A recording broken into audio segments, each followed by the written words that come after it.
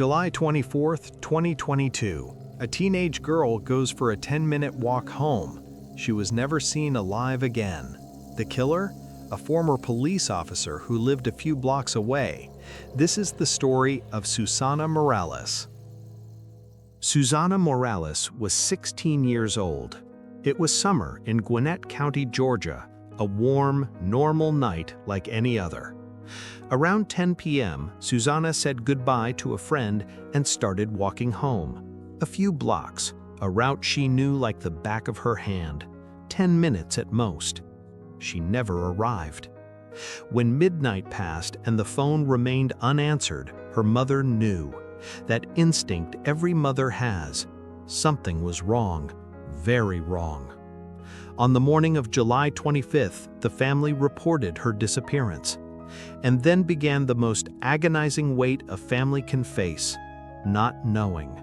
She was out front. She was there. Everything was fine. And then there was a text, apparently from her, but at least from her phone, that said, "I'm on my way home." Never arrived. According to her phone, she's walking. But then all of a sudden, she's no longer walking, but she's traveling at a speed at or about 40 miles an hour. Obviously, she's now in a vehicle of some sort. The community sprang into action. Posters on every corner, search parties scouring forests, Susana's mother making desperate appeals on TV. But the days passed without concrete clues. July turned into August, August turned into September, summer gave way to winter. And then, on February 19, 2023, 6 months later, a passerby made the discovery that no one wanted to be made. Human remains in a remote forest area. Later identified as those of Susana Morales. When you said remains, what did you see? Specifically, I found a human skull. Forensic analysis confirmed it was Susana. She had been dead all this time, and now the question was no longer, where is she? It was, who did this? This is where the story gets even darker. With the body found, investigators stepped up their efforts. Security cameras reviewed frame by frame, forensic evidence analyzed, and one name began to appear repeatedly. Miles Bryant, 22 years old, former police officer from the Doraville Department, fired in 2017 after allegations of misconduct. And here's the detail that chills your blood. He lived just a few blocks from the route Susana took that night. Security cameras captured his vehicle in the exact area at the exact time. Forensic evidence in his home and car directly connected him to the crime. The killer was there the whole time, living his life, while Susana's family fell apart. Susana Morales was born on February 24, 2006, daughter of immigrants who came to the United States in search of a better life, a safer life. She was the youngest sister, the one the whole family protected. At school, she was known for being kind, not the popular girl, but the one who helped with homework, shared lunch, and truly cared about people. Susana loved music. She spent hours listening to her playlists, singing, dancing around the house.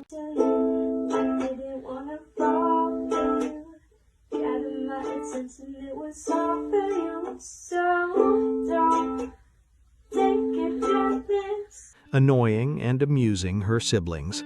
She dreamed of finishing high school, going to college, maybe becoming a teacher. On the night she disappeared, she had gone to visit one of those friends. Just a normal night. Susana Morales was not just a victim, a case, a statistic. She was a real person, with real dreams, with a family that loved her. She was 16 years old and had a whole life ahead of her. And all of that was taken from her on one night in July. What happened that night? Bryant saw Susana walking alone, a 16-year-old girl, vulnerable. He was a former police officer, trained, strong, and probably using his former authority as a weapon. she didn't stand a chance. The details are brutal: kidnapping, violence, murder. And then he disposed of the body as if Susana were nothing, as if that life, those dreams, that girl didn't matter. For 6 months, while the family begged for answers, Bryant knew exactly where she was, and he remained silent. And I want to mention that court just wrapped for the day, but one more thing that did come up was the location of Miles Bryant's gun. One detective testified earlier in the week that the gun was found in the same location where Morales' remains were found, but another detective who was on the witness stand today testified that he was taking a statement from Miles Bryant, or whether he interviewed him, when he reported that his gun had been stolen. So those are some details that I'm sure will be tied up for us later on, and I will continue to follow this case closely and bring you updates. In May 2023, Miles Bryant was arrested. The charges: murder, kidnapping, concealment of a corpse. The trial was swift. The evidence was overwhelming. DNA, security cameras, witnesses. There was no denying it. She died there. Your gun is there. Your phone is there. Okay? 3 hours after she's last seen on camera. And your gun is found right there as well, with your phone, where those 2 phone calls are placed. Help me out. Calling the friend star 67? Oh, I'm just getting information about the whole incident. You're a cop, dude. Yeah, no, I wasn't. You're a cop. Yeah. You don't do that, okay? As a cop, I don't call someone star 67 unless I'm trying to figure out what they have, what they know. Yes.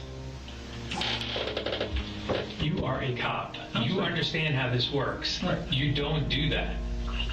The last thing you want to do is put yourself in contact with someone. You go through your department. You call our department. It wasn't. You don't call some random teenage girl star 67 to see what they know or what they're going to give you, because you know you killed her that night. No. Yes, the evidence is yes. No, I did not kill her, and it wasn't nothing. So then did you dump her body there? No. Did somebody else kill her? I don't know. It had to. It wasn't me. Well, you have some sort of part in it. The jury returned with the verdict: guilty on all counts. The sentence: life imprisonment without the possibility of parole. Mr. Bryant, on count 1, malice murder, I sentence you to life without the possibility of parole. Count 2 and count 3, I believe, vacate as operation of law. Count 5, I sentence you to 12 months, which is the maximum I can, consecutive to your life without the possibility of parole. Bryant will die in prison, but does that bring Susana back? Does that heal the family? Does that erase 6 months of torment? The answer is no. But there's something here we need to discuss. Miles Bryant was a former police officer, fired for misconduct, and he was free in the community. Why? What warning signs were ignored? What systems failed? Because predators like Bryant rarely act without warning. There's usually a pattern, a history. And if someone had paid attention, would Susana still be alive? After the tragedy, Gwinnett County implemented changes: more street lighting, increased surveillance of former officers, community safety programs. These are important steps, but they are steps bought with the life of a 16-year-old girl. Susana Morales was born on February 24, 2006. She died on July 24, 2022. 16 years of life. She should be graduating from high school now, choosing colleges, learning to drive, arguing with her parents about curfew, normal teenage things. Instead, she is a name on a memorial, a statistic, another young life stolen by violence. But she was more than that. She was a daughter, a sister, a friend. She had dreams, she had laughter, She had a whole life ahead of her. And she deserves to be remembered not as a victim, but as someone who mattered, who was loved, and whose absence leaves a void that will never be filled. The case of Susana Morales reminds us that evil exists. Sometimes it wears a badge, sometimes it lives next door, and sometimes the people who should protect us are exactly the ones we need to protect ourselves from. But it also reminds us that justice matters, what communities can unite, and that we can never stop fighting for the vulnerable. Because every life lost is a life less, and no sentence can bring back what was taken. Rest in peace, Susana. You will not be forgotten.